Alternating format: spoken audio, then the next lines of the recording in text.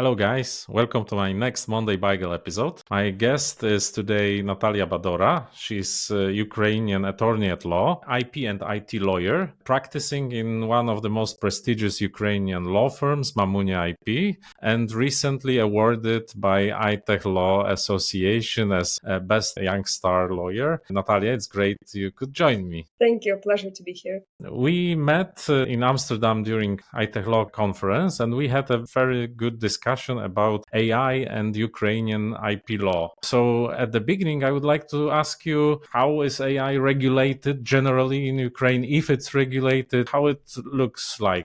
As of now, as far as I'm concerned, there is definitely no valid legislation regulating AI. So we have the same situation as most jurisdictions. So we are anticipating these changes. And there are lots of hot discussions and initiatives in Ukraine, in some ministries. I know that the Ministry of Digital Transformation is actively discussing these types of issues. And of course, legal practitioners and scholars, we understand what is coming, and we are trying to discuss which approach would be best. So we could suggest to our legislator some of the solutions to these regulations and problems which are arising. But as of now, there are no draft laws which are pending in our government.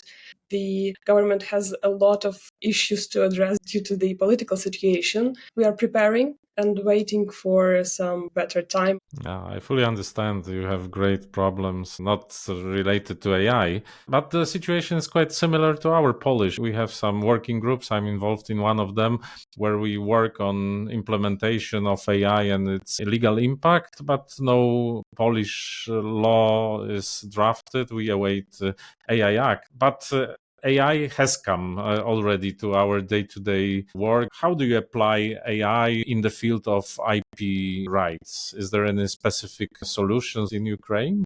Yes, in 2022, in Ukraine, the new copyright law was adopted, and the aim of this law was to harmonize Ukrainian and EU legislation. But since adopting new laws in general does not happen every day, I think that our legal community saw a great opportunity to address some global issues and to suggest some of the solutions to the legislator. And that's why in our new copyright law, we have the new special legal regime which applies to non-original objects which are created by computer programs.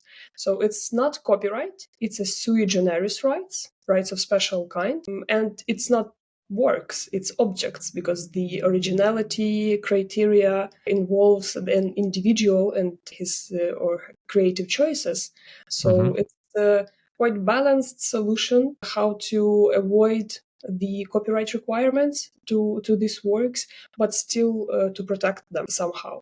So to enjoy the sui generis rights to these non-original objects, which are created by computer programs, it has to comply with two main requirements. Firstly, it has to be different from similar objects which already exist. Again, it's an analogy somewhat of originality requirement, so it has to be different to be protected.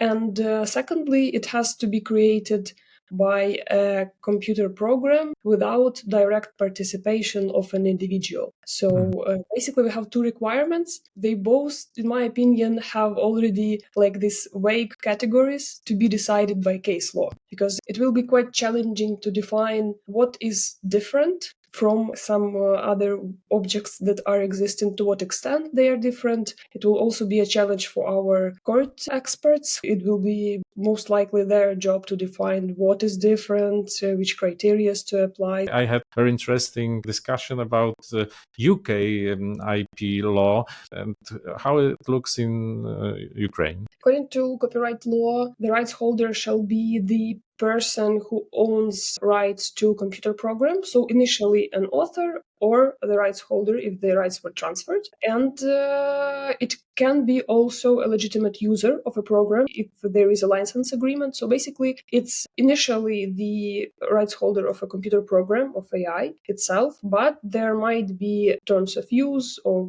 user agreement in which there could be defined that the user of a program can be also a rights holder. So going to the ground, if I use ChatGPT or Midjourney or DALI in Ukraine, and I am licensee of OpenAI license agreement, and I create something, some work or object, as you said, then I'm the holder of this specific right. Is that correct? Yes, I'm still not sure whether if we use the US software, it will apply, but if maybe we'll create Ukrainian ChatGPT one day, then definitely it will be the case. But basically, it's both cases are possible, the owner of a computer program or a user.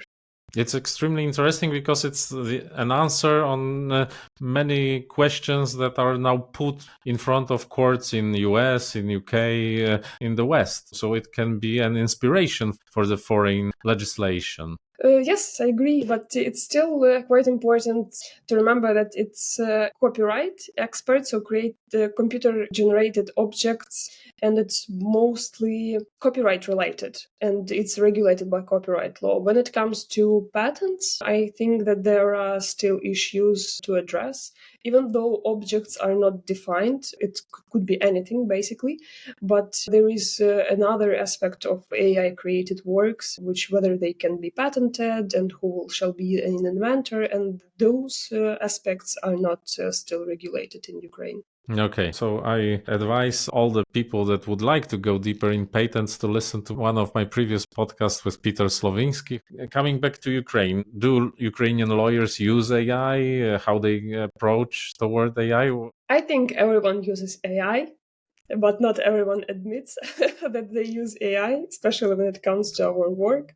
I Okay. think that I use AI for inspiration sometimes, for my personal needs, definitely. But when it comes to work and legal work, we are very concerned about data protection and data we are allowing, for example, ChatGPT to see. Even if I ask him to read my letter or check for mistakes, for example, I know which data I allow him to see, and it might be confidential for, of course, then, of course, for us as lawyers, we have to be responsible while using AI. I remember that at ITech conference, we discussed a lot the AI policies companies develop and sign with their counselors. It's not that popular in Ukraine, so it's basically on our conscience, and it's our responsibility to comply. Okay, so one last question. What do you think? What's the future of AI and law in Ukraine? We still have a lot to think about and a lot of regulation to adopt. I think that we have a great start with this our new copyright law, but it's just a part of the legal framework which is just to be developed in the future, because we still need some general regulation and we still need other aspects regulated. But it's a great start, and currently we hope for in the nearest future we hope to see some case practice in court practice to understand better how to deal with these new legislative provisions. On the other hand, we still hope to be a part of European Union in the nearest future, so we also keep an eye on EU regulation, because we know that we will have to harmonize our legislation with EU. I hope you become a EU member very soon. I wish you all the best. I wish the war is over. And I thank you for very good discussion on tech and AI. Your point of view is very valuable. You guys, if you want to join my next episode, subscribe, thumbs up, comment this episode. Nataliia, thank you for being here. Thank you very much for inviting me. It was a pleasure.